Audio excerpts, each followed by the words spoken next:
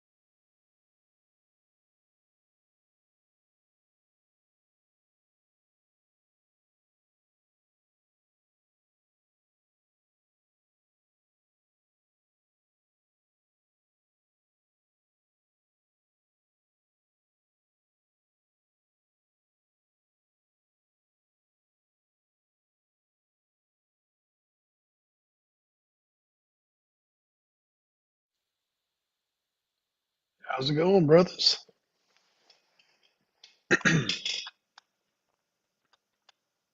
Hey, how you doing? Happy Saturday or Sunday. I'm not echoing, am I? No, Okay, good.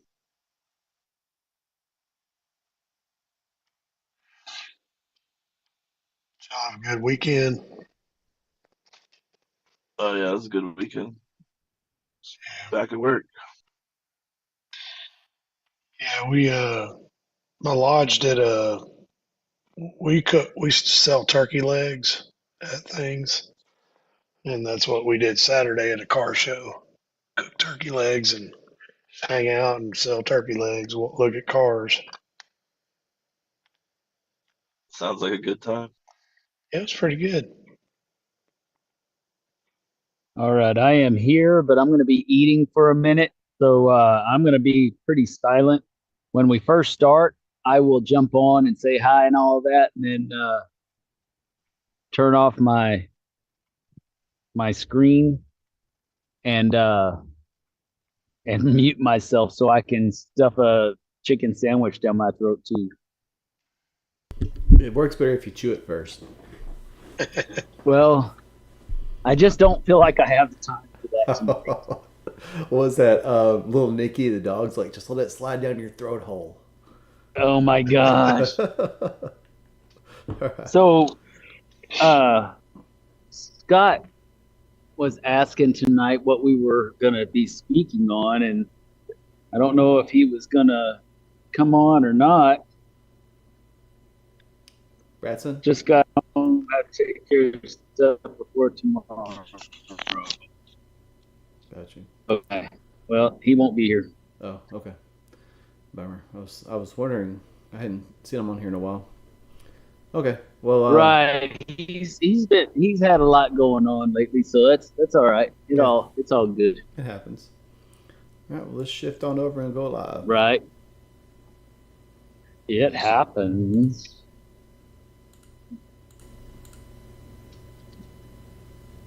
Hello, Oh, friends let and me turn the brothers. This video is over. Justin Jones with Masonic Improvement, joined with my co-host and good friend Dennis Yates, as well as Brother Hoff and Brother Bacon. So, good to have you here too. The The Baconator. Baconator. Everybody loves Hey, friends bacon. and brothers. Yeah. Glad to see you. Glad you were able to make it this evening. And I am driving down the road, or actually, my wife is driving down the road. I'm sitting in the back with my computer, so I'm a little bit jumpy. So until I can get the technical stuff figured out, I'm gonna go ahead and go to my go-to screen right there, and then let's get this show on the road, man. Are y'all going down a gravel road or something?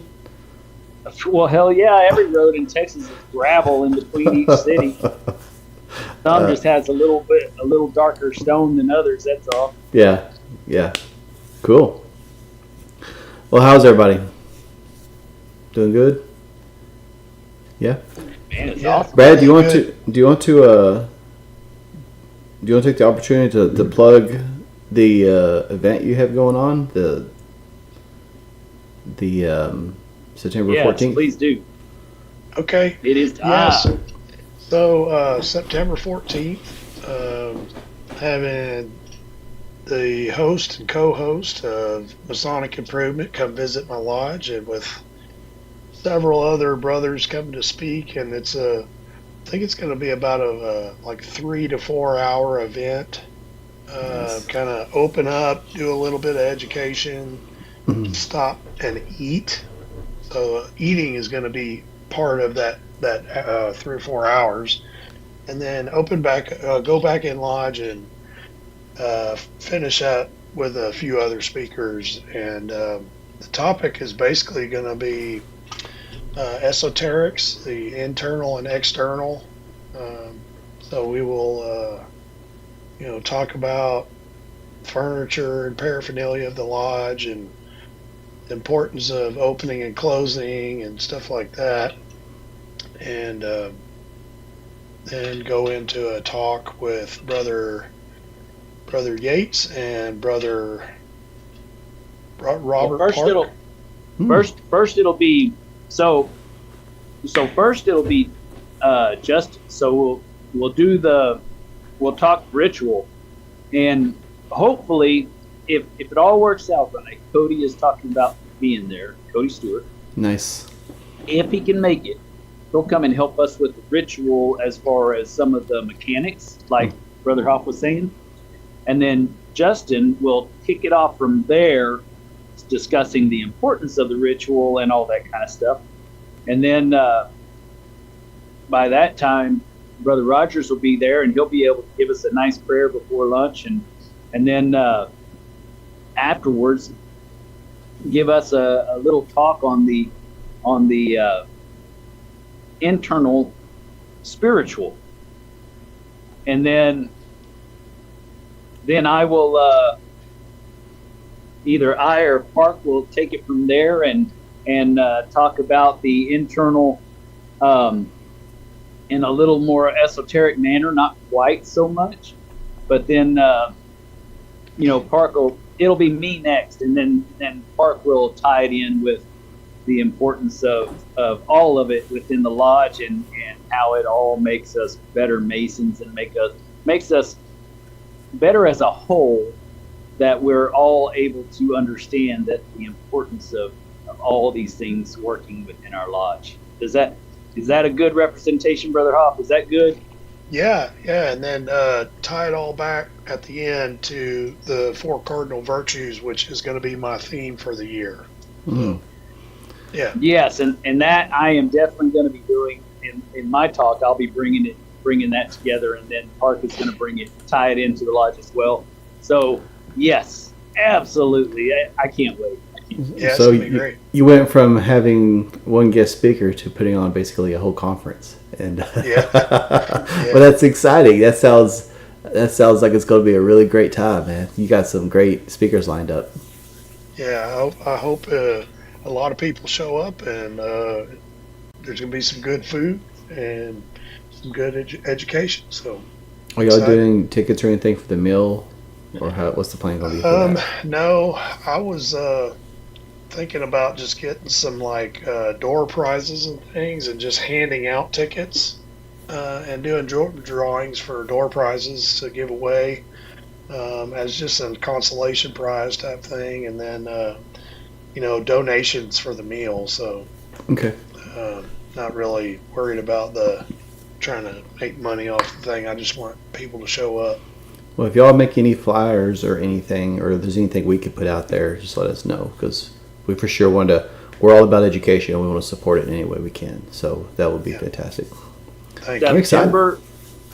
September 14th, brothers. You need to remember that date. It's going to be a great day of masonry up in North Texas. You have some of the sharpest guys around that are going to be speaking. I'm excited and honored to be, surrounded by these cool brothers and be able to be a part of it.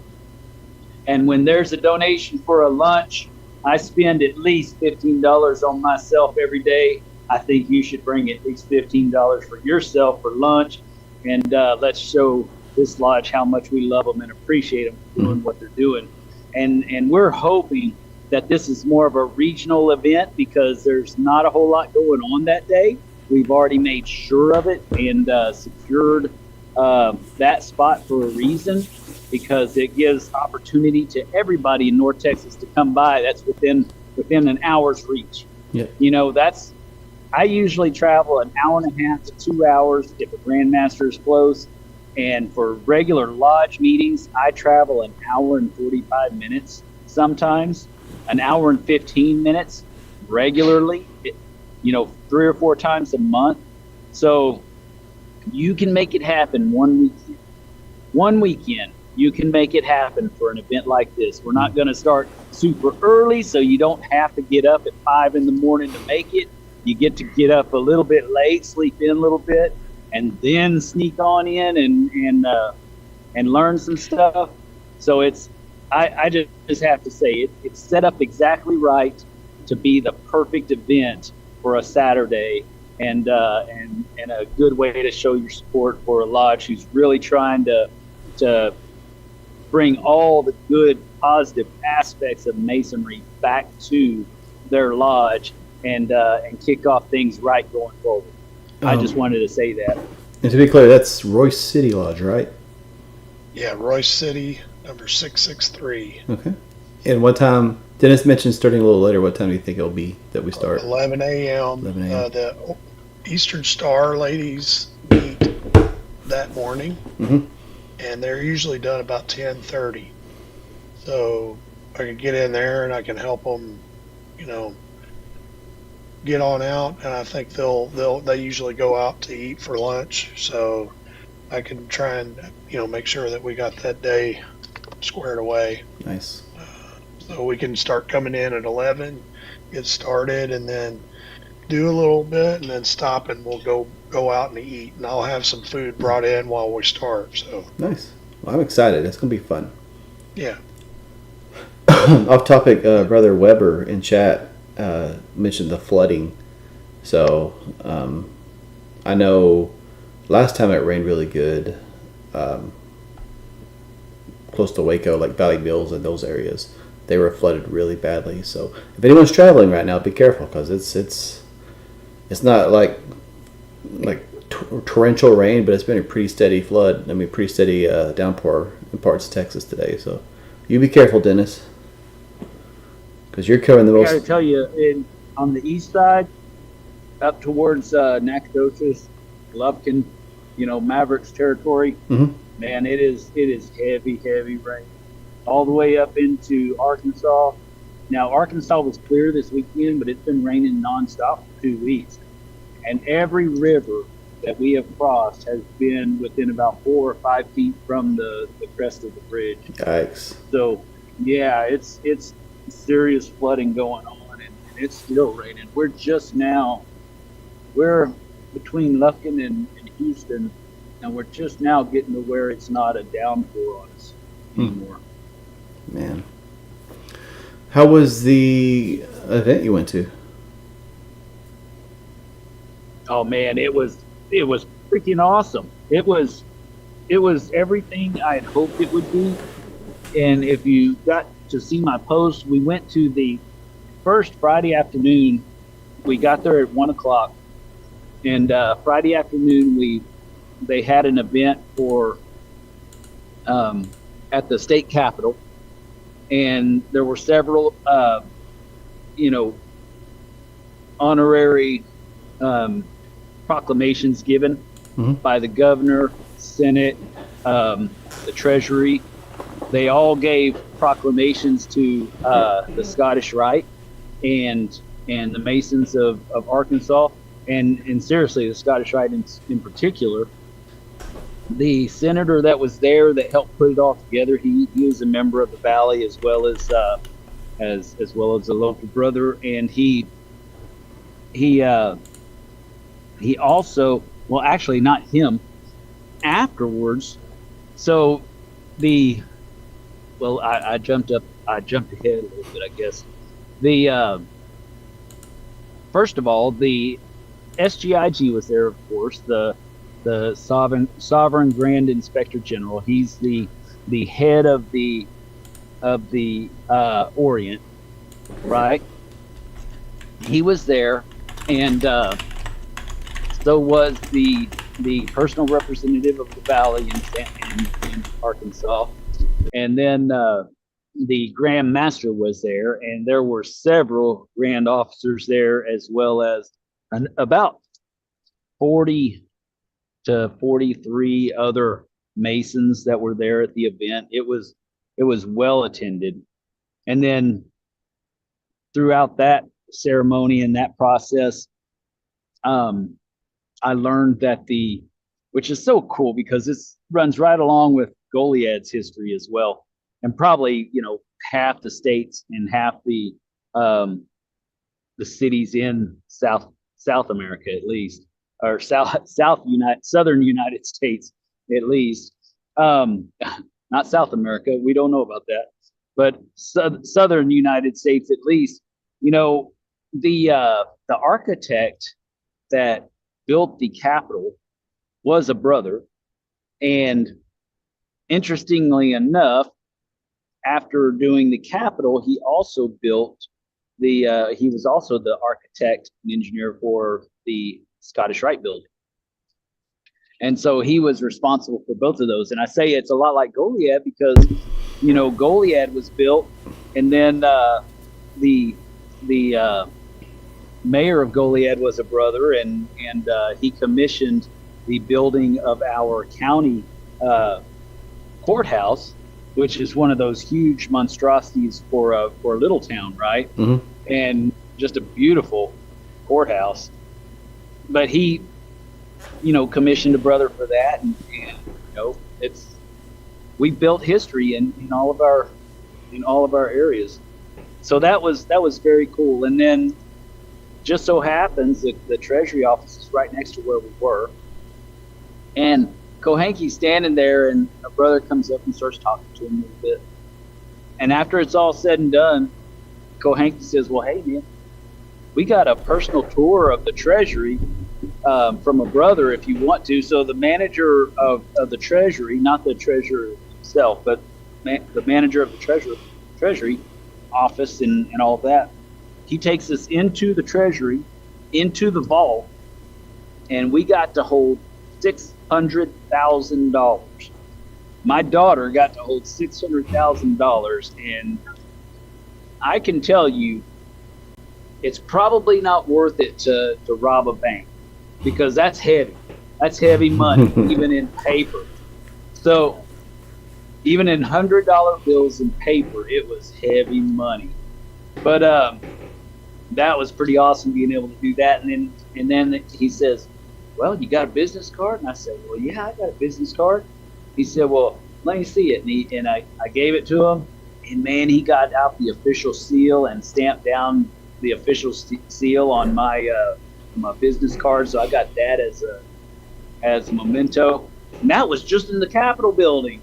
So then we go over to the Scottish Rite, and man, Friday night, we had a full dinner before. They made hamburgers and all the fixings and all that kind of stuff, and made it there fresh. And there were at least 80 people showed up for the first day of this reunion on Friday, and which is amazing. That's just almost unheard of nowadays. And then there were 25 candidates for the degrees of Masonry in there. So that was pretty cool too.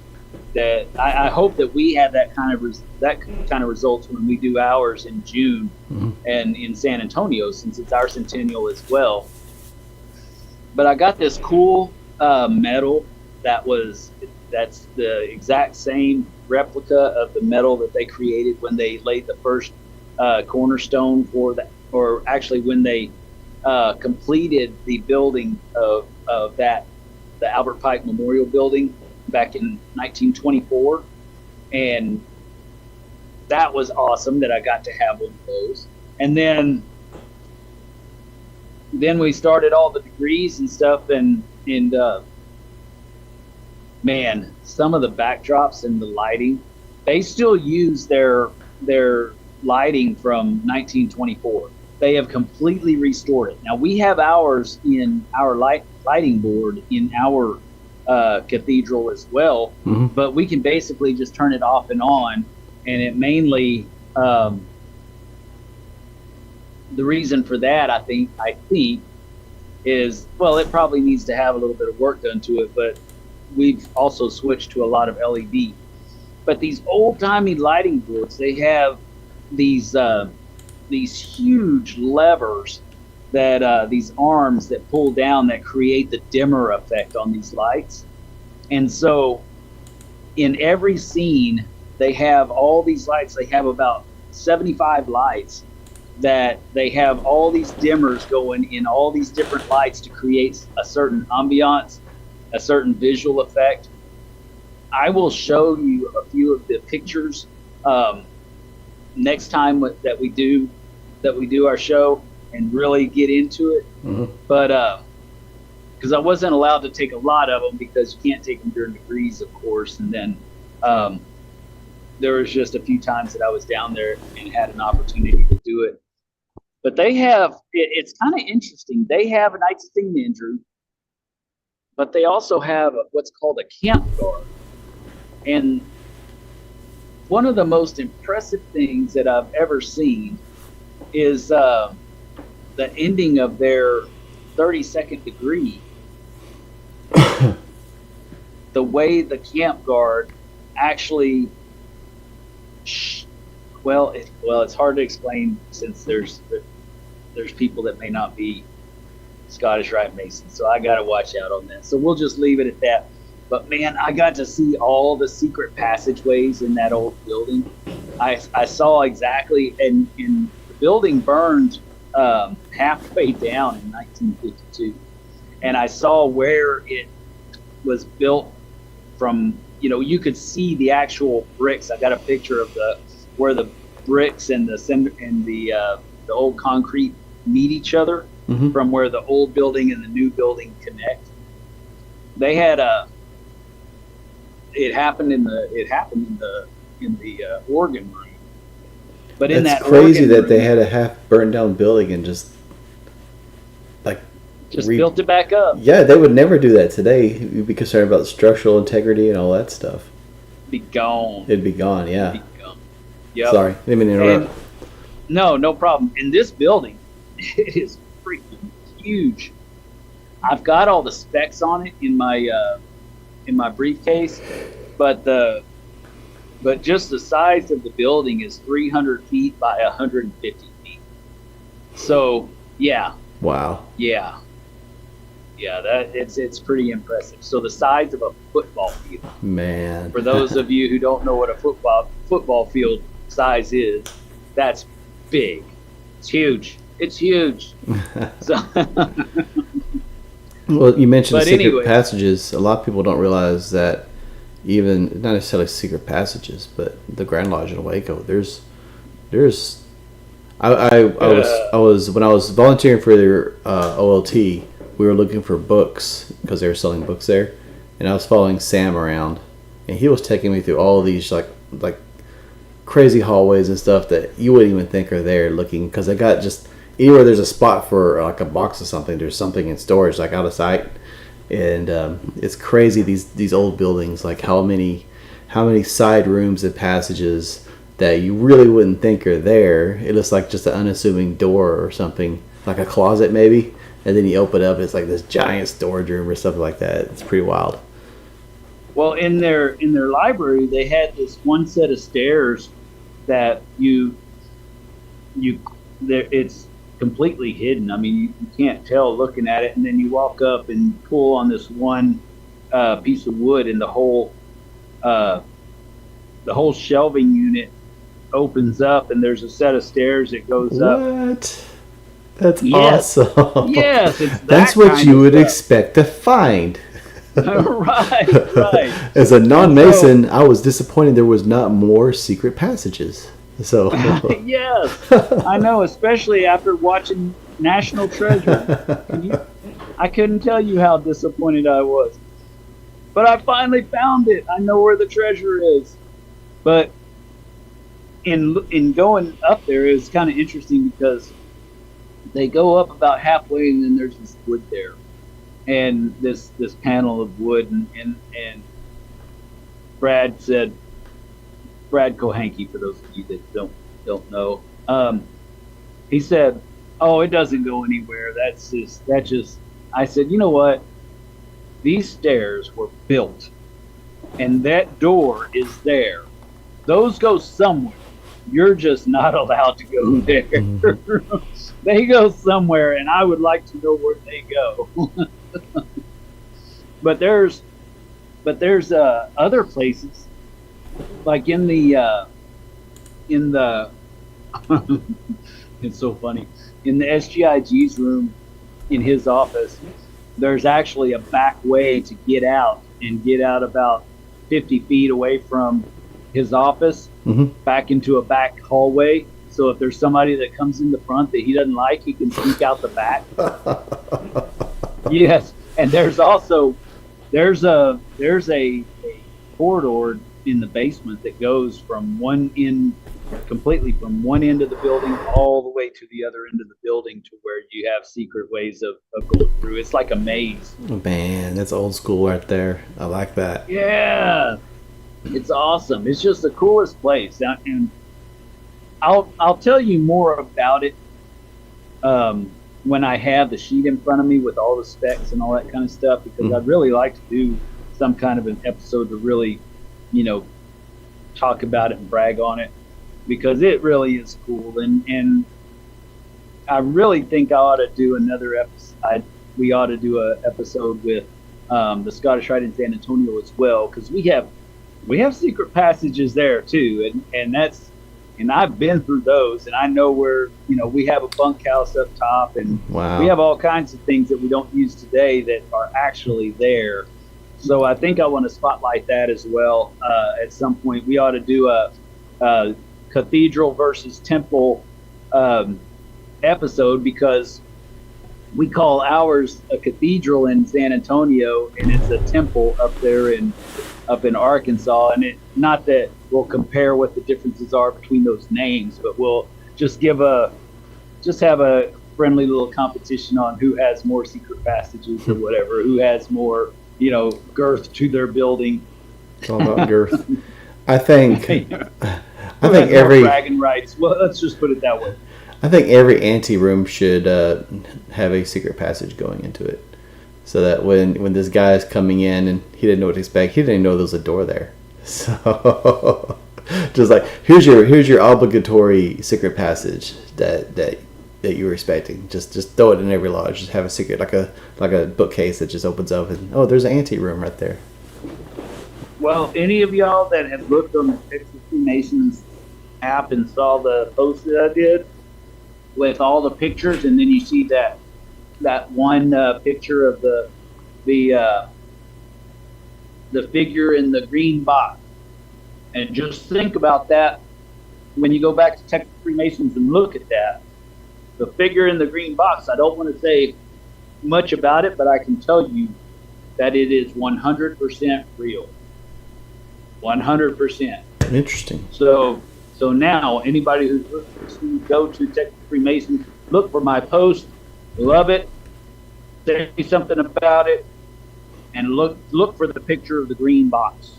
Picture of the green box. I'm digging for it right now. Actually, I don't remember seeing a green box.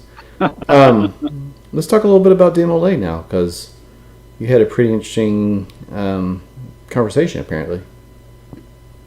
Man, it was. I gotta tell you, it was so humbling. And Brad says, "Oh, I couldn't get your head in the door once they did that." But it was so humbling. I'm yes, I'm walking by, and I walk by this table of kids, and the guy in the middle says, "Hey, you're that guy on the podcast." And I looked over and I said, "Hey, I am that guy on the podcast." He said, "You're on Masonic Improvement?" I said, "Yes, that's me." And so, I was excited as them. And then about 3 minutes later, I realized, oh my gosh, this kid's watching what I say. I better watch what I say. Yeah, I was thinking the same thing actually after you said that. I like, know. Oh man, we need to clean up. So they said, "Hey, would you give a shout out for us on your podcast?" And so I said, "Sure, I'll do that. Here, take my card, send me an email anytime, and we'll do a shout out for you and do that." Mm-hmm. And I walked away, and they were, those kids were all excited, high-fiving each other and stuff. And I never experienced that, right? Yeah. I've had, my share of brothers who appreciate what we do, right? And it usually ends up in a firm shake or a hug and saying, "You're doing a great job. Thank you. I'm glad you're doing what you're doing." But I've never had anybody treat me like that. Well, actually, Dean treated us like that one time, or treated me like that one time. But anyways, so I walk away. I'm feeling pretty stoked that happened, and then it starts hitting me. Golly, these kids are watching. Mm-hmm. How many other kids are watching? Now I thought, you know what? They're so excited. They deserve to be on the show. Mm-hmm. They should be on the show somehow. And I'm sorry, the sound quality is not as great as it should be. It was just me with my phone. I didn't take my microphone with me.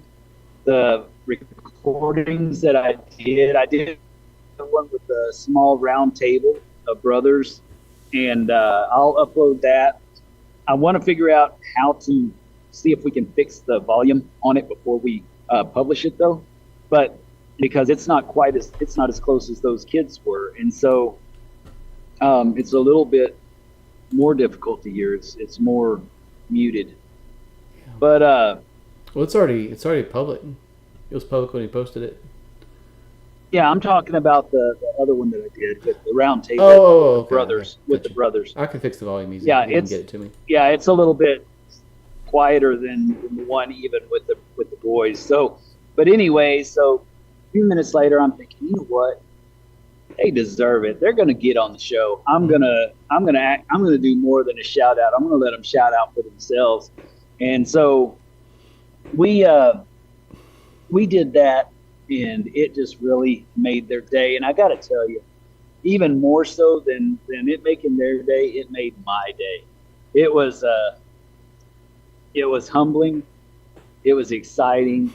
It was heartfelt. It really was all of the above. There was a bunch of emotions going after that, and I was so proud of those kids for stepping up and being able to do it. Mm-hmm. And that's one of the things that we really don't think a lot about when we think about what these kids are doing that are growing up in Masonic.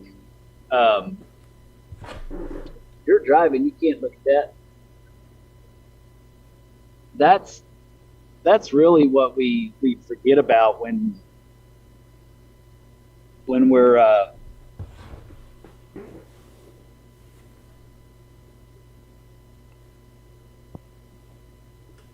the Scottish Rite in Arkansas is like Hogwarts in Harry Potter, because it is a maze to find the right rooms, and they also both have secret passage. Yeah, that's what my daughter was writing on her little pad while I was talking. I'm sorry, It's all right. I was like, yeah, squirrel.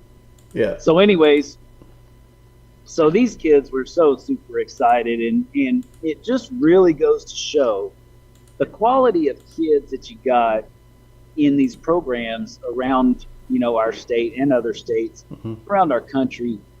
These are good boys. They're good boys. They're not out causing trouble. They're not sitting at home doing video games.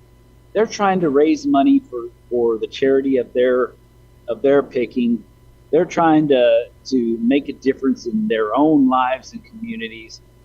And they're supporting us as much as we try to support them. And I think that we should support them a little better than we do. And I'm going to make an effort to make sure that our kids understand that we love them and try to put them first instead of doing some of the stupid stuff that we do. You know, it would mean the world for us to spend a simple $200 on them instead of having I don't know. Instead of buying trinkets to give away to our brothers or whatever at an event or whatever, why don't we, take a collection and give that money to the kids of whatever DMLA is close, or Rainbow Girls, or maybe both if we could do a little bit more. Understood. I just don't think we do enough in that manner. I think that we forget about them. And those kids are good kids. They work hard, and they're excited about life, excited about Masonry. They are excited to be a part. And so that's all I got to say about that. Well, along those lines, we've talked before about like scholarships, and most lodges do scholarships for an opportunity. Right? It's an opportunity to hopefully get a member out of something, right? For the same amount of money, you can find a local DMLA and sponsor them, because I'm sure they have leadership training like we do, or something like a state conference or something. You could instead of doing a scholarship, you could say, hey, we're gonna give this money to this local DMLA. We're gonna fund y'all to go to your state conference or your leadership or whatever, because these are people that are more likely. These are kids that are more likely going to go into the fraternity at some point than this random kid that we gave something to at the high school. Or you could do like a combination, right? But I wholeheartedly agree. It'd be good to be supportive of these other affiliated organizations in some way.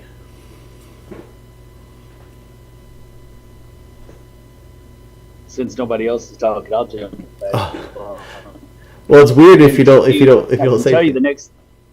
If I don't leave a minute to let people. Do what? Is that what you're going to say? If I don't let somebody jump in? Well, I didn't know if you're, because I know you're driving. I was like, is this dead space? Like, is he in a dead spot or what? Because No. I'm sitting in the back. My wife is driving. I'll turn my video back on. It's just not the best picture anyway. So it's by the way, my intoxicating liquors required T-shirt. It's Mother's Day. We're enjoying the day. She should be driving, but she is. So that's why you're bouncing around so much. You're in the ditch. Right. We lost the road about 20 minutes ago, but we'll get there, I'm sure. We're making our own roads. That's right. Our map will get us there eventually. And get back on track. But I think seriously though that it's crazy. It's black. It looks black and white, but it's not really. It's just dark. I'm gonna go ahead and do this so it's not so jerky. It's all good. But it's I really think that we need to, us as Masonic Improvement, we need to invite some kids. If we have youth groups that are listening to us that would like to, get a shout out or whatever, please let us know. Mm-hmm. Send us a shout, and I'll send you an email. I'll give you my email or whatever, our email, and we'll make sure and get you on the show and let you promote your stuff. And even if it's just for a minute before we dive into a subject or something, maybe we'll just jump on and make a quick commercial type thing for your DMLA or your Rainbow Girls or what have you. I think that we ought to do that for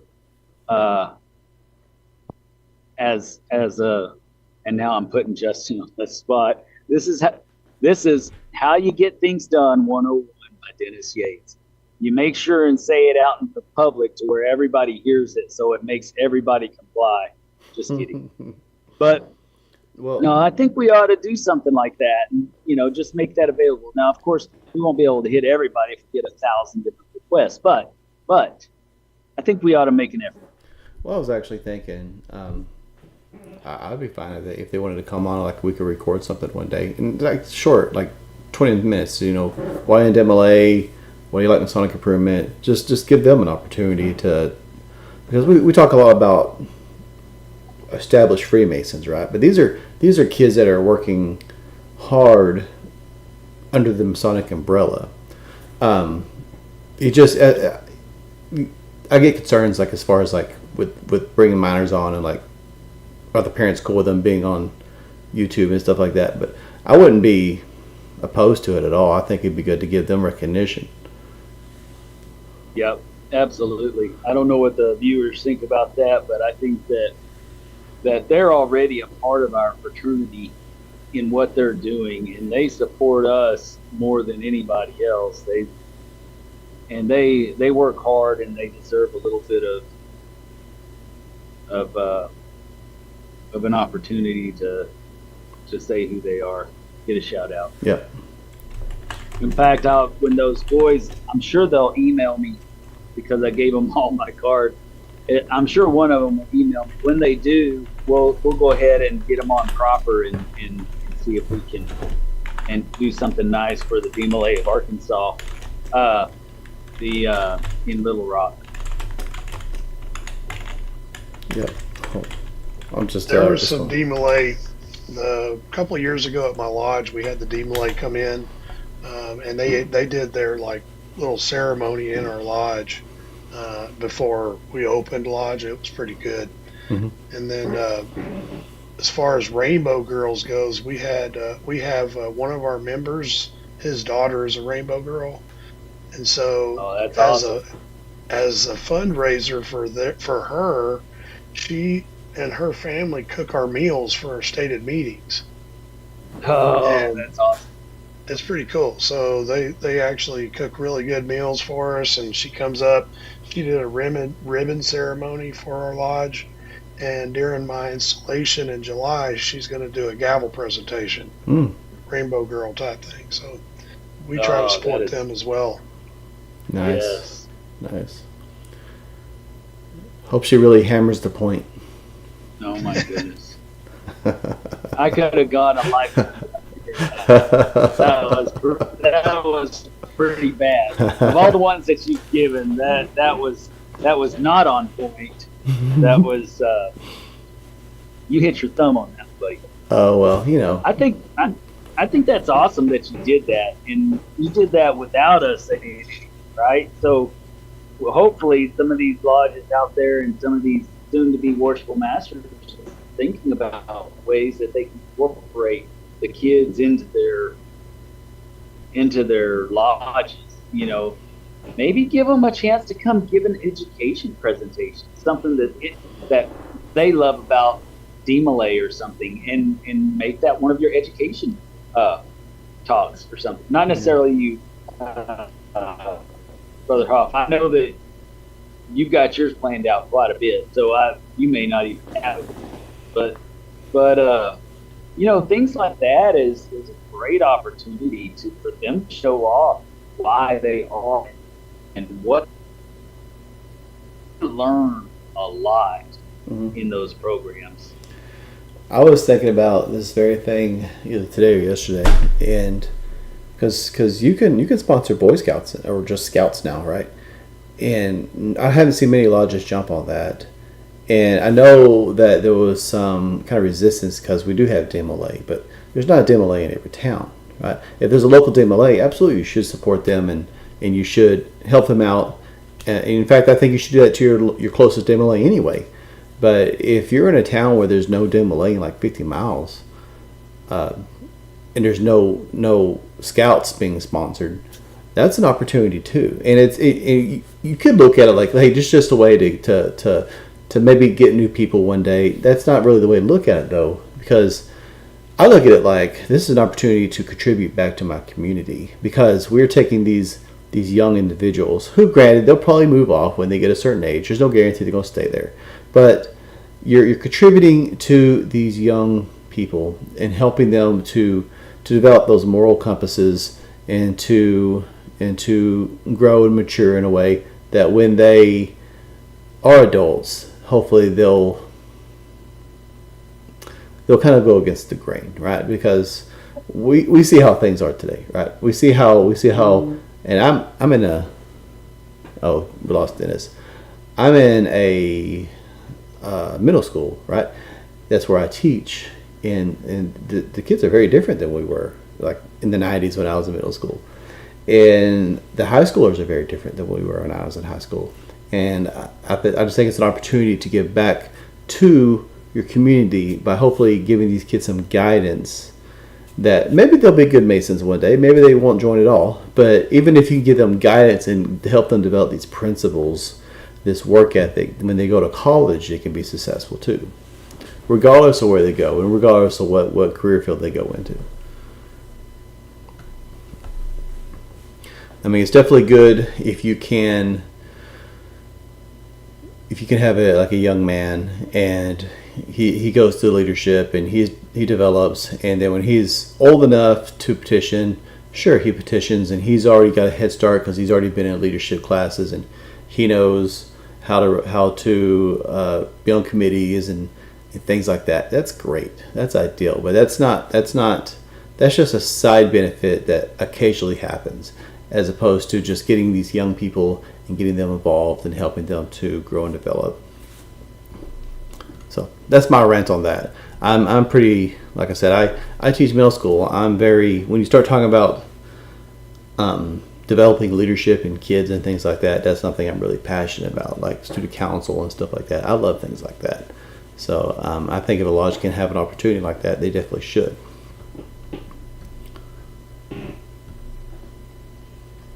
Yeah, I agree. So I did this event yesterday where we were cooking turkey legs at a car show, and we had our Masonic lodge out there, and we had a booth or whatever and a smoker, and there were people set up on either side of us. Mm-hmm. And I was talking to this lady because she was asking me about Freemasonry, and I was telling her that, yeah, well, there's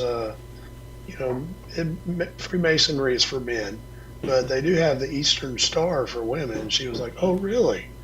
And then I was like, and they also have the Rainbow Girls for young girls and DMLA for young boys. And she was just blown away because she didn't know that they have these types of programs that teach, leadership quality skills to kids and teach them how to, be gentlemen or ladies. Yeah. I think it's definitely important. Like Brother Weber points out in the comments, like Boy Scouts isn't what it used to be. Like I was never Boy Scout, I was a Cub Scout, right? But yeah, I mean it's not what it used to be. It's Scouts now, right? It's all inclusive. So it's not what it was, and I fully recognize that.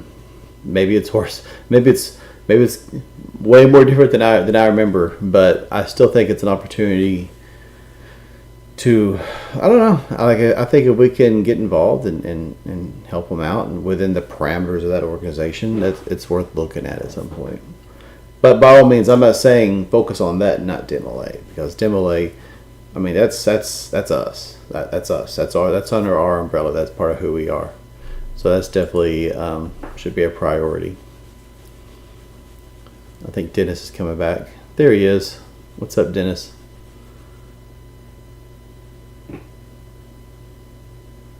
Hold on. Here I is. There you are. Yeah, I don't. 2 minutes before I get into this little town, and my internet just drops. And then once I get in the little town, it comes right back. Trenton must be riding with you because he dropped the same time and came back at the same time. That's good. He's in the bed of your truck. Right. Stowaway. Yeah. So you're saying, do what? I said, yeah, my bad. I dropped like right after he dropped. How convenient. So you're saying, Dennis, that the green box is real? Not the. Absolutely. Interesting. I tried to find that. Did you post that in South, or where did you post that on the Texas? It's in Texas Freemasons. You just got to scroll down a little bit. Or you can search for Dennis. It's in the regular Texas Freemason. Yeah. There's a video on it and several pictures. So it's like the last 4 a.m. Yeah, I was pretty stoked about the event, and I couldn't sleep, and so I did the posting at 4 a.m. this morning, and yeah, so there's probably been a lot of posts since I've done that. Yeah, Dennis was so excited, but after he talked to those Malays, like he's like texting me. He's like, "We gotta get them on. They recognize me. I'm famous, Justin. I'm famous." Oh my gosh, I did not do that. I was actually gonna do a live. So I went to Waxahachie for an EA degree, and my wife had been wanting to go to a churro festival in the next town over, and so I messaged her on the way out home from lunch, like before I left the parking lot. I'm like, "Hey, if you still want to go to churro festival, get dressed and we'll go," because it started like around the same time I was leaving, but we could still get there. She's like, "No, I don't want to go. I don't want to go." And then I get home and it's like, "Are you sure you don't want to go?" "No, it's not gonna be worth it." And then Dennis messaged me, and I was like, yeah. And then she comes and she's like, "Well, I'm gonna get ready. If you don't want to go with me, that's fine." He's like, "Oh, well, I guess we're going now."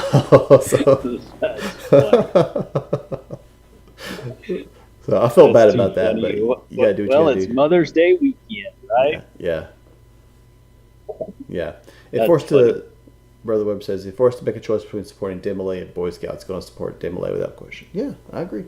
I think absolutely. I think if it comes down to it, I mean, ideally you can support everybody, right? But yeah, I mean, like I said, it's part of our umbrella. We should look after each other.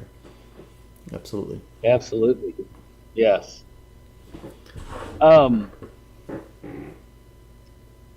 Now switching gears a little bit,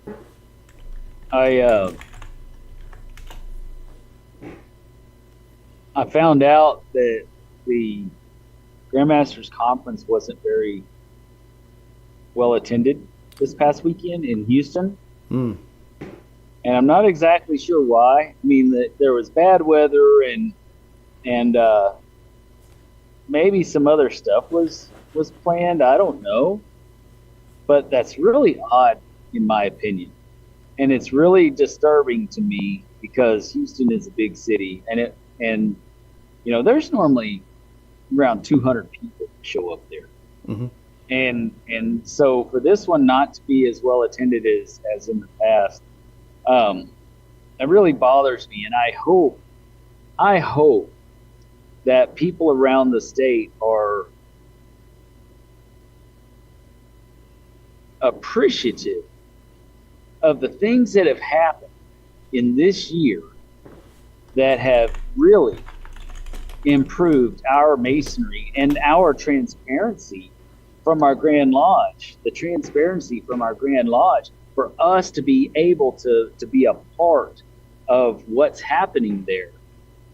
And for us to be able to actually have a voice. Mm-hmm. You know, they haven't had any private executive meetings, you know, this year. It's all been out in the open and it's all been well attended. Hell, the last one that they had, the last executive meeting they had to do it out in the auditorium because there were over 50 people that showed up. Wow. Yes. So they did it in the auditorium because they wanted the brothers to know what was going on. They didn't want to turn anybody away. They wanted everybody to be a part and to see that our Grand Lodge is working for us.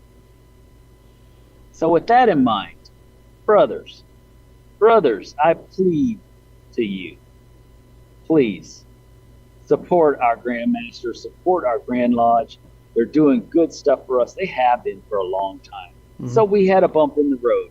We're past that now.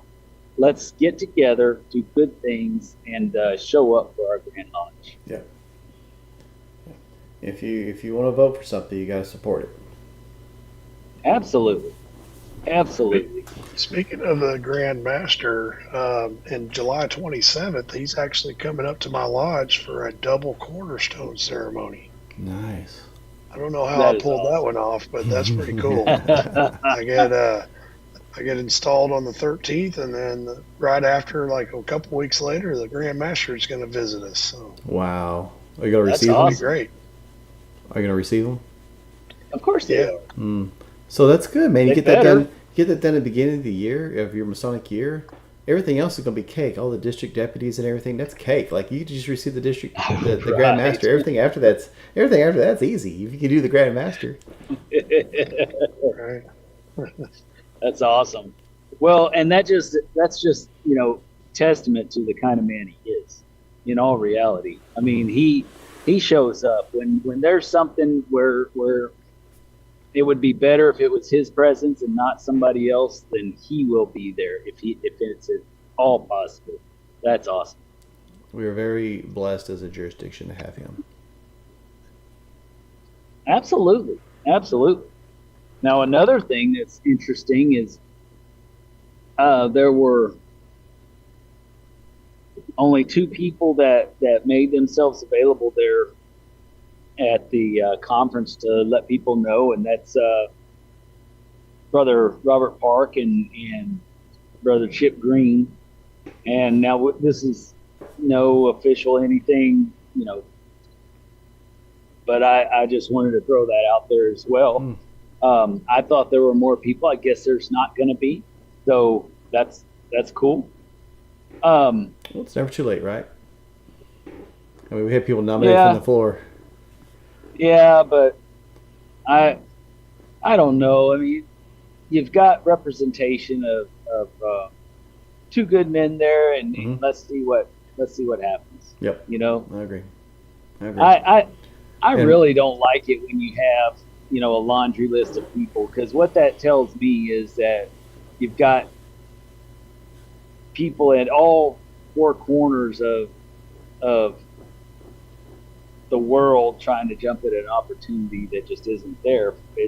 We should already know who works day in and day out for us, and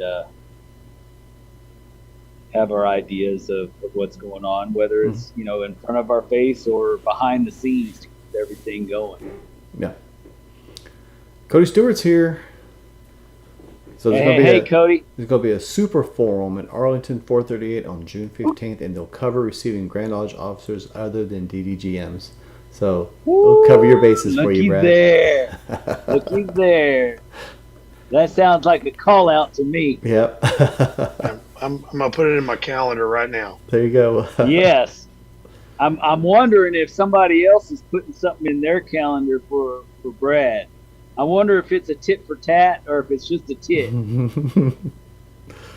Yeah. So let us know. Let us know. Yes. We love you, Cody. We love you. Thanks But for yeah, listening, that's- Brother Duda. That's appreciate you, and congratulations on receiving your fellowcraft soon. Hope that goes really well. It's Oh, exciting. who? Somebody's fixing to have their fellowcraft done? Charles Deerduff, he's Inner Circle. He says, been listening while finishing dishes, and he's going back to studies while listening. The fellowcraft is on Tuesday, so wish luck that they don't panic or forget everything they learned. So Oh, man. fellowcraft that's is my favorite awesome. degree, and so That is my very favorite. yeah, Well, our last podcast, our last good not interview, but our last good segment was on on Kabbalah and its relation to the fellowcraft. if you haven't listened That's to awesome. it yet, I'd probably wait till you got your fellowcraft and then listen to it. But I would listen to it soon Yeah. after. That way you can connect the dots. By the way, speaking of Yeah. Brother Park, he has been on the show before, so he's made himself available. If you want to know more about the man himself, check out some of our. I don't remember which one it was or how long ago it was, but he's been on the show before. He also came and talked at the conference that we held, the summit that we held At the in summit, Corpus. yes. Well, we'll talk a little bit more about that here in a month or two, and I didn't want to go too deep into that, but yeah, okay. if you're over there in El Paso or in West Texas, he and I will be speaking together at Masonicon, at the New Mexico Masonicon. Oh, nice. Here next month. So we will see you there. You and who? Oh, Brother Park? Robert Nice. Park, Nice. yeah. We'll be speaking together there.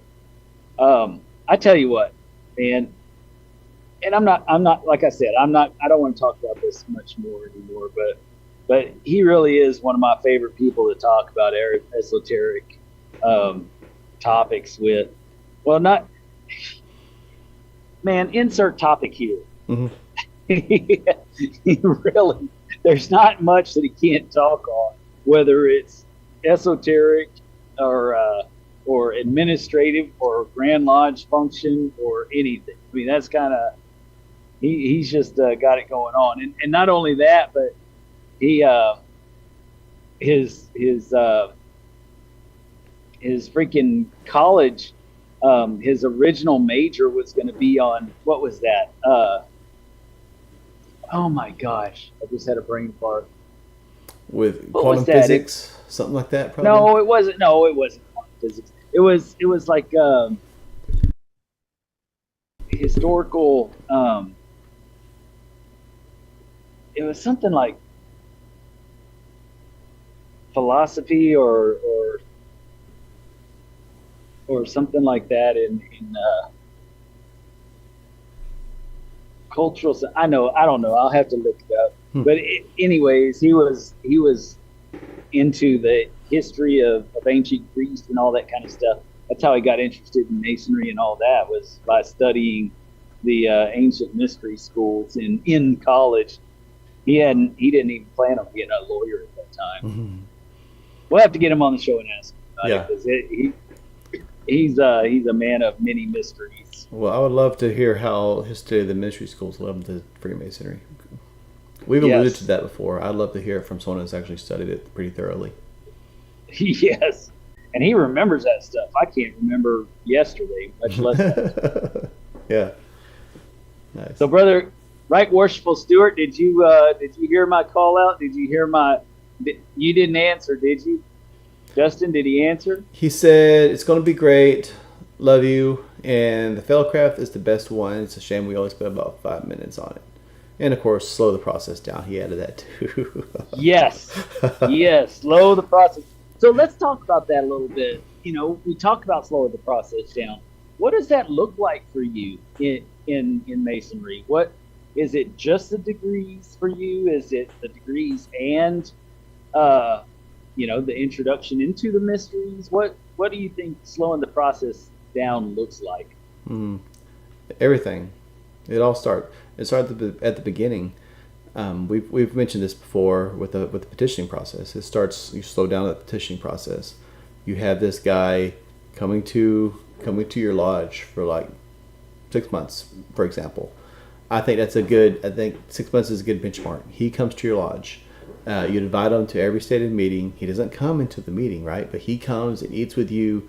Everyone gets to know him. If you're doing an event, say you're doing a fundraiser or just like a social event, you invite him to that, and it's invitation only, right? So, and invite his wife to that.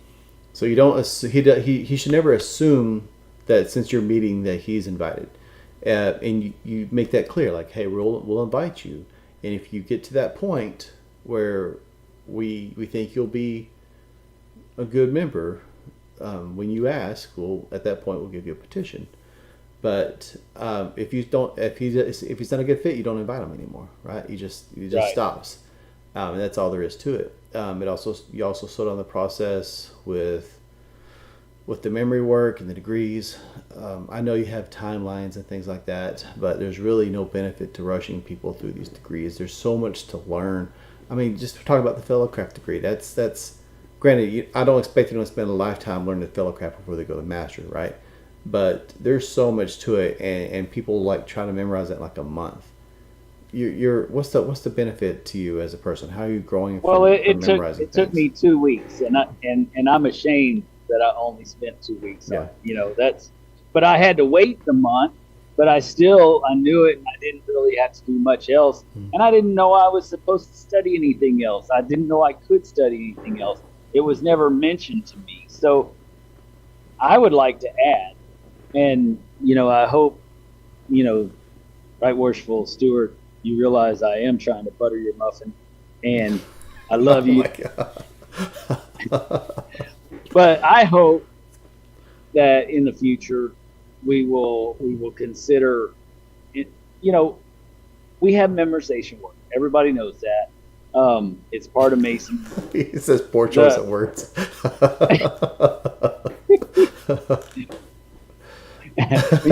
Butter and muffin. Those are never poor choices of words. Or maybe it was the right choice of words. Exactly. I think it was the right. I think it touched a nerve there, and it got him interested. Wow. But anyways, I think that you're right, that we should slow it down as far as those processes. But what do we do to slow it down? The thing that comes to mind for me would be, what did he say? He says that's a different grand jurisdiction. What comes to mind for me to slow it down is, we all know that we have the memorization work. That's all fine and dandy. And we also know that memorization work is real heavy on the front end and lightens up on the back end, right? So as we do that, why don't we balance it out with other education or other expectations, I might say. So when Right Worshipful Stewart asked this on Texas Freemasons, my reply to him was, the fellowcraft, in all reality, during that time frame, we ought to go ahead and make that take a little bit longer. We take up to a year sometimes to learn the entered apprentice work, right? Well, why don't we take it at least half that time? And because we know the memorization's not so heavy, how about we have an expectation of writing a paper on what they went through? I mean, it is probably the most important degree in Blue Lodge Masonry, in my opinion. I think it's important to clarify we're not talking about any of the secrets or any of the actual ritual work or anything like that, but right, I mean, well, I'm talking, I'm not talking about that on here. I'm not giving away any secrets. No, I'm talking about when you're writing and giving a presentation, just being careful. Oh, like we are when we write our presentations, right? We're careful not to divulge anything. If we're writing it for, we don't write what's not supposed to be written. But if we understand what we just went through, then we should be able to write some kind of something on it. Yeah. And it doesn't have to be professional or whatever, but just some kind of something that you can present to the lodge. And this really impressed upon you the understanding of the of duty and work, and finding balance in your work through the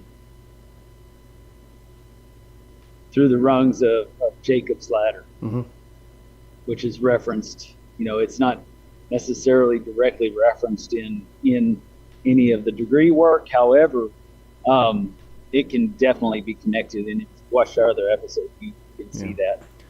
Cody says in Right Worshipful, he says, in theory, it's a good thought. Sadly, many lodges are only social clubs. There's no interest in learning the real lessons of Masonry in these lodges.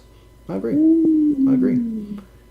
Man. But for those that are willing, and granted, that's why he butters my muffin, because he gets to the point. He knows. Dennis, you need to slow this process down right now. You're moving too fast. Yeah, it's time to talk to his dad. God. No. Oh my God. He knows what. Seriously, he knows what gets me excited, because That is exactly right. Those I don't even want to know.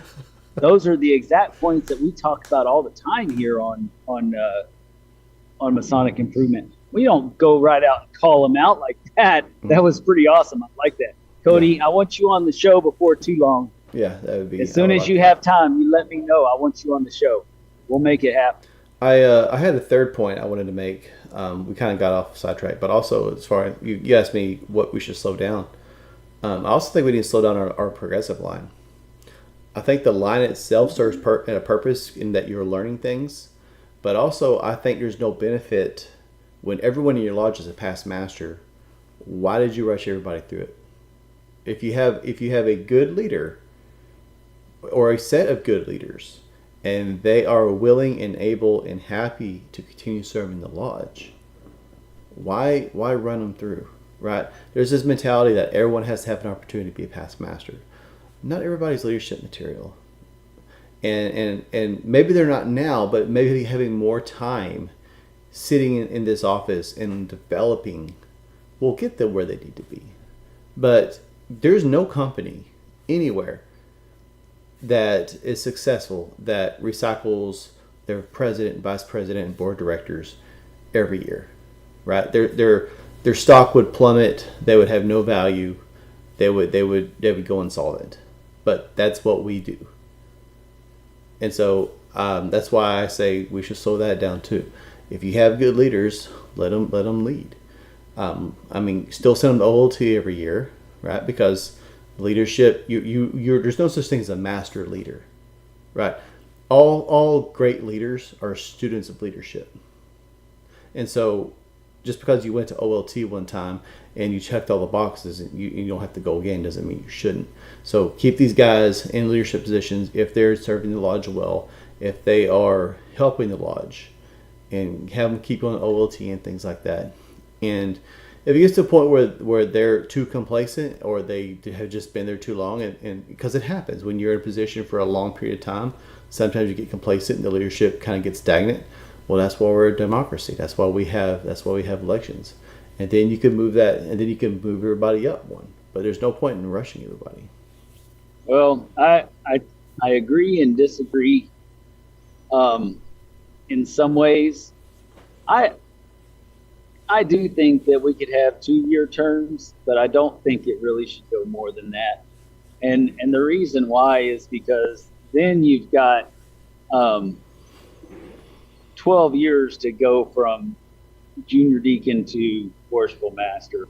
And, that's really unnecessary for somebody to be in those seats for that long. I think that really what would be more important than that is making sure that you're adding enough value to where you have enough people showing up so that you can fill all your seats. Mm-hmm. You should have a steward. You should have 2 stewards because that's what the lodge requires. Those stewards should do their jobs. They should not be relying on somebody else to order pizza or whatever. It's not just a title. That's a job. There's a reason for that job. And if you have a progressive line that starts out properly and you've actually got them learning as they go, I really don't see a problem with even once a year if they're actually learning something every year that they're in there and they're improving and showing their leadership skills as they move up. But you're right. If you don't have enough people, then sure, have your good officers stay in longer and get things done. But in that process, it's not just checking boxes. If you're getting things done, you're going to improve your lodge to where you will have other members to fill those seats. That's the thing. Cody says, goal should be to get more members in. The comment was made that Prince Hall in his hometown often has the same leadership team / officers for 5+ years. And yeah, it is situational like you're talking about. Like I'm thinking, I guess, when I'm talking about this, you see a lot of lodges where they got the wardens covered and the essential offices, but nothing else, right? There's no Like Right. there's people that have been put in those offices, but they're not there. It's just there because you have to have someone in that office. In that case, what's the point of like circulating these same guys? Let's actually get the line filled up. See how these people actually serve, and if they're serving, give them the opportunity to move up. You're right. You're right. That's the way it should be done. And you're absolutely right. There's nothing wrong with slowing it down so you can make sure that your leadership your leadership is being the leaders that they need to be. It's hard to say that because you get the is and the are included. Yeah, Cody, right worship. I keep saying Cody. Right worship. It's also about developing brothers for leadership before they get into the line. We do that backwards. Yeah, I agree. I've seen guys that they turn in their masters and they're awarding the next year, right? The next election they're awarding, and it's too. Yeah, I mean it's I'm not casting blame on them, right? They're new master masons. They don't know. They're put in leadership positions, but it's on us because. Like he says, there's the whole process. There's a reason that when you start the line, you start off servant leadership. There's a reason you start off as a steward, right? And you kind of get cheated out of a lot of that has to offer, I think. So that's why there's the value of slowing it down. Let the line build up, and let these new guys actually have the opportunity to serve as stewards. Let them actually have the opportunity to serve as deacons. And move through this line. That's a lot of pressure. And I'm going to tell you that Brother Hoff, I am extremely proud of you, and I'm even more proud that your lodge cares enough to make sure you're going to OLT. You're trying new things. You're trying to do something different instead of the same old. Instead of putting you in that chair and not giving you any tools, tying your hands. Your lodge is supporting you in you supporting the lodge. I think there's something to be said about that. And if that is what happens and they do choose that and you are that leader, if you can lead well, man, kudos to you. And I see that's happening because you're doing all the right things that you should be doing. And so I think they made a good decision. But if they decided to keep you in there an extra year and let you fill out your 4 more years, your support, 4 more years. That's right. Too long. Right.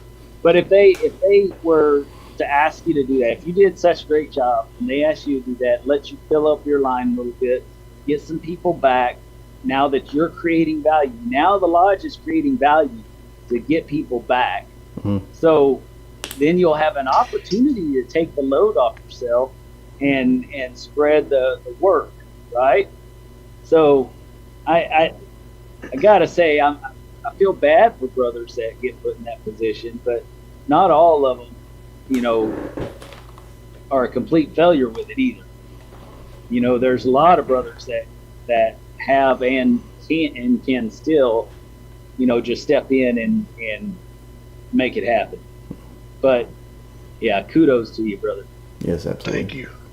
Yeah, to kind of mirror off what you were talking about, Brother Jones, I was actually just reading in Chris Galloway's book, Leading from the East, exactly what you just said about, it takes about if you've got a good person in the East, maybe do a year or more, because companies wouldn't do well if they fire their CEO every year and hire a new one. I've heard many times from outgoing worship masters that they had just felt like they got the hang of it.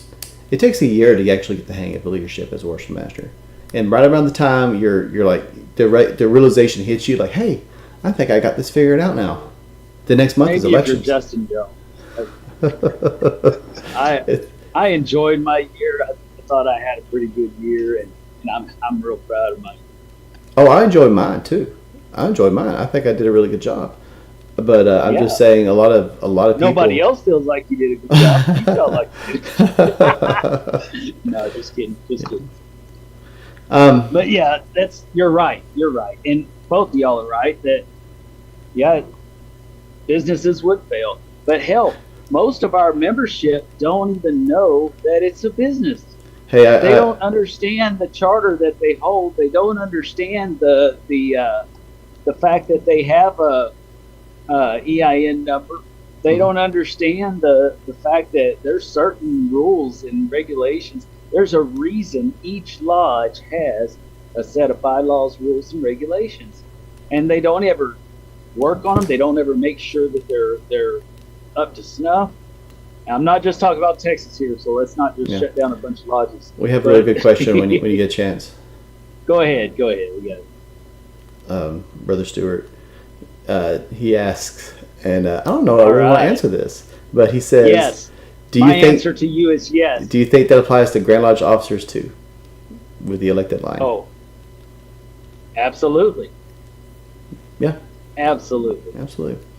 I'd hinted at that at Right Worship Billings in the past, because I think it was before he got elected, but I pointed out, I think if you're doing a good job, the Grand Master, I mean, why just do 1 year? And he told me later that would be crazy, right? Like, not those exact words, but like that would be a lot. And but he went all in the entire year. But the thing is, if you have multiple years, you could spread it out a little bit more. Well, you got to think though. Now, here's the other side of the coin. You got to remember that it took a lot to get to that. Mm-hmm. And so your first year, if any of you's ever looked at the budget, it's kind of like the degree work. Your first year, you're real light on, except backwards. You're real light on responsibility. You're real light on Grand Lodge funding, right? Mm-hmm. So, there's not much responsibility. There's not much funding there as the Grand Junior Ward. As you move up, the Grand Lodge gives a little bit more funding as you move up, but you really don't have the Grand Master's funding to really do stuff until you're Grand Master. So when you're just trying to get there, it would take a certain kind of money to get there. And if you really want your members, your lodge members to be active, your Grand Lodge line to be active, it takes a certain kind of money to get there. Because I guarantee you, most of them will spend more than the budget that they're allotted, because there's not enough to pay for all that happens. Mm-hmm. If I was to charge Grand Lodge for the money that just I do as just a regular Mason, Grand Lodge couldn't afford it. Just imagine all the stuff that they do day in and day out, going to all those lodges. Every weekend there's a function.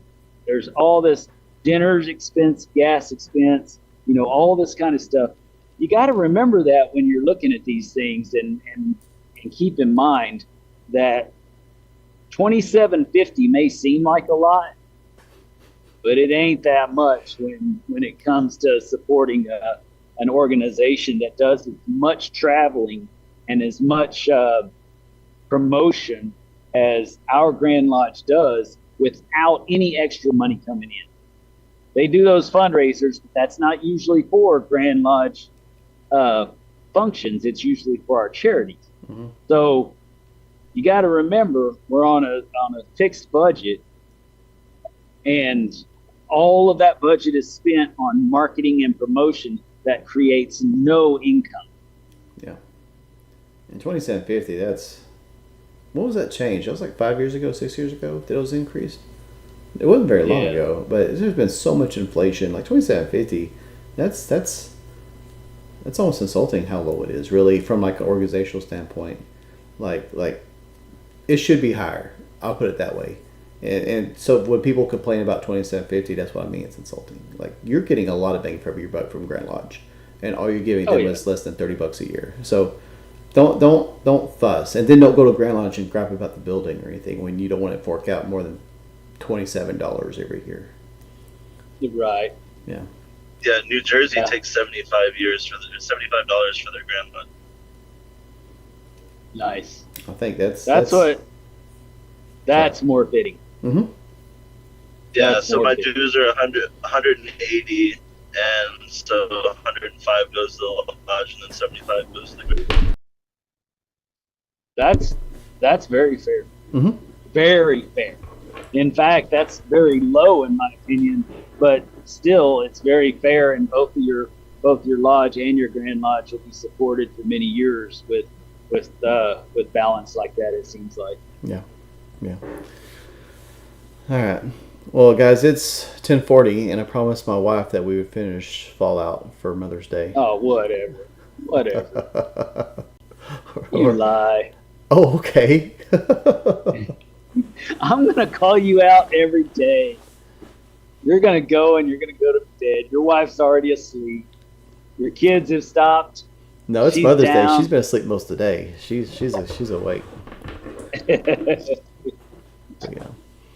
So let's open up for final thoughts and go from there. Y'all go ahead. I'll finish it up. Nobody? All right. I'll just say thanks again, everybody, for showing up. And if you are watching this, be sure you please give the video a like. Be sure to subscribe to us if you haven't already. If you get value from this, consider joining the Inner Circle. There's a link in the description to do so. The Inner Circle helps to basically sponsor Masonic Improvement, helps with all the different expenses associated with running a podcast and a YouTube channel and everything in between.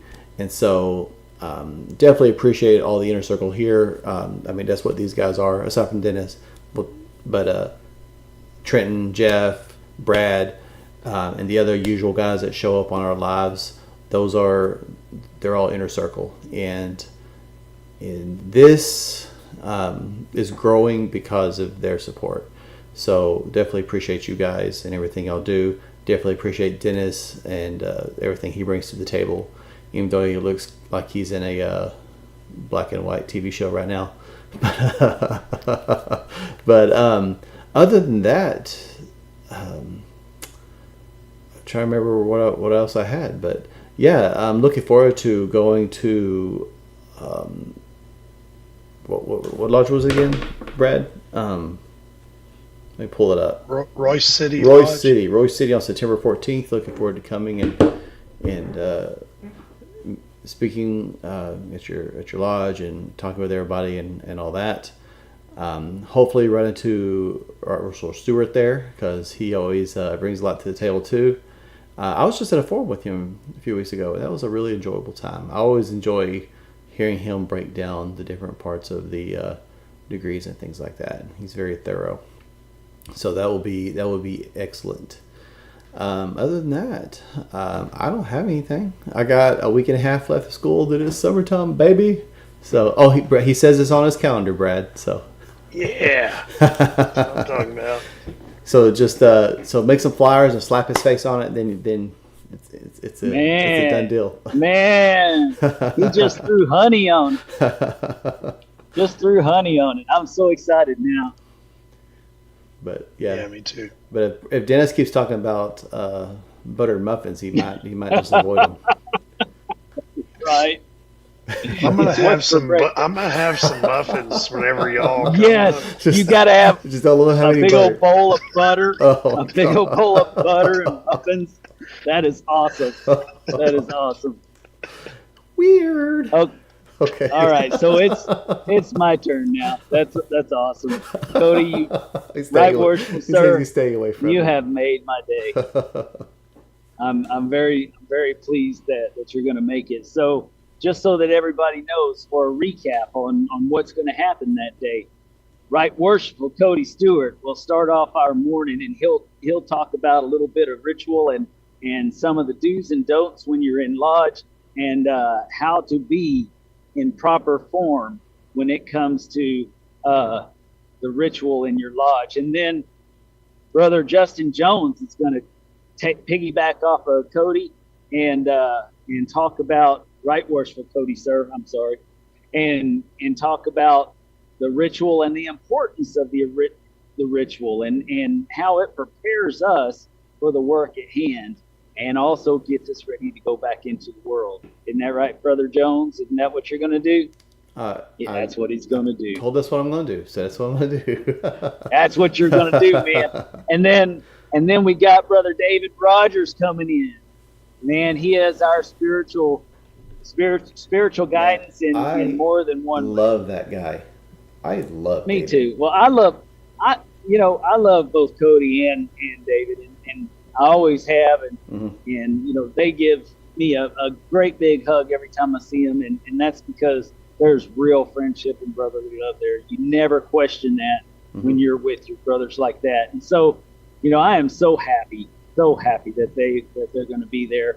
So David's going to come in. He's going to not only bless our food and bless our afternoon, but he'll talk about the blessings that we need to meditate on and work on internally to prepare ourselves for the work at hand as well. And then as for myself, who's going to close this thing out? Is it going to be me, or is it going to be Brother Park? Well, you always like to talk last. I do like to talk last. That's because I got a lot to say.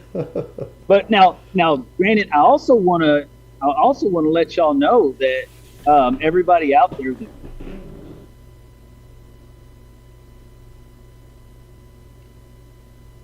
Do what? Lost him, or he's giving us a suspense. He's going through a no-fly zone, I guess. Hello? Hello? Hello? Yeah, it's suspenseful. It's suspenseful, yeah. He's just building up the suspense. Yeah, most definitely. But anyway, while we're waiting on Dennis, I'm sure he'll say something when he comes back. But I just wanted to clarify, because I mentioned earlier about these new Master Masons when they go into like the South and things like that. Again, that's not a jab. And sometimes it is the best choice. Like sometimes that is the right guy for the job, like Brad here. But I have also seen completely new guys with no leadership experience, and the lodge is just looking for people to throw into leadership positions, and that's what we have to avoid. Like if someone's not demonstrating leadership potential, you gotta start working through things like that. But every once in a while you get a guy like Brad here, who is the right man at the right time at the right place. So I'm definitely looking forward to this event you're putting together. It's because I know you talked about Dennis coming and then about me coming, and I'm glad to see it grow like that. Yeah, me too.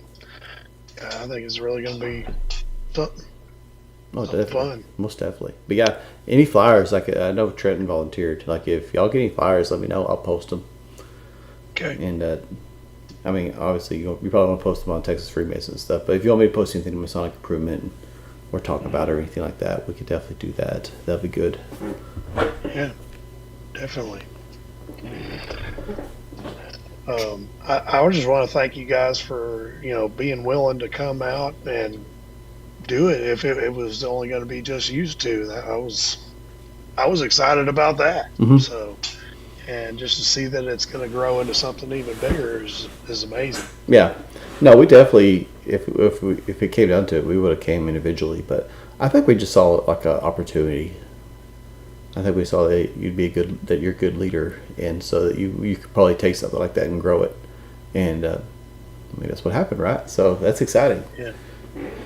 I mean, right after y'all's event over here, the very next Thursday, Larry Fitzpatrick is coming to do an education piece as well on a deep dive in the EA degree. So that's going to be kind of cool too.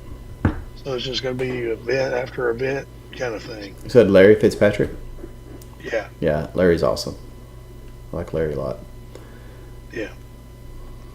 Dennis is trying to get back in. So, Trenton or Jeff, do y'all have anything you want to add? Oh, here's Dennis. There he is. No, not really. I do plan on being there September. Though you're only an hour from me, so I'll be there. Do it. It's going to be awesome. Dennis, are you there?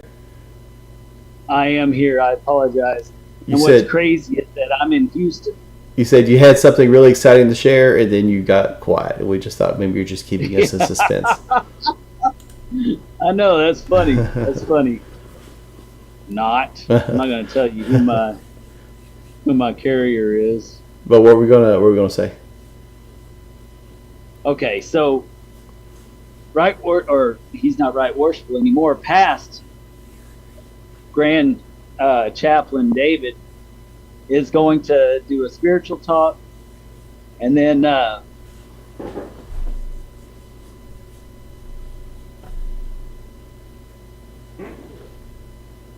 I'm still here. Okay. Okay, so Brother Park can do something on what we do with that internal preparation that right worship or past right worship Rogers talks about, and he talks about that internal meditation. What do we do with that afterwards? How do we apply that to our world to make a difference, and how do we apply that in Masonry? And then I'll close it up with talking on the virtues, tying all of it together, and with the virtues that's going to be part of Brother Hoff's year, which is awesome. If you guys had not known yet, all of the speakers are going to be speaking at different times on different virtues that we're taught in our degrees. So everything that we're going to do on that event day is going to be based off of one of the virtues. And so we will tell you more about that next time. As we get more prepared, then we will have more information for you. But it's going to be a great time. It's going to be a great time. We got several great speakers that are going to do some great things, and Brother Cody Stewart, he's no slouch himself. He doesn't just teach the work; he can talk on it too. He can do every bit of it. He is that kind of a guy, and we love him for it. So I'm super stoked about this September 14th. Put it on your calendars, people, because we want you there. We need to see you there. This is something that this part of North Texas hadn't seen in a while, and we're hoping to get people from Greenville over, from all the way into Rockwall, Richardson, you name it. We want to get you over, as well as all the way out to Greenville and a little bit further if possible. But this is a worthwhile event, not just one guy showing up at a lodge meeting and giving a 30-minute presentation. This is something that you really can learn something with. Esoterics, internal and external. Well, I'm excited about my topic. It's something I'm very interested in, so I'm looking forward to it. Oh yeah, I can't wait to write mine as well. It's going to be great. Cool. And then let's see what else is going on currently. Like we said before, support your Grand Lodge. Get to those Grand Master conferences. If it's within an hour and a half, or if it's within 150 miles. Well, that might be tough for some people.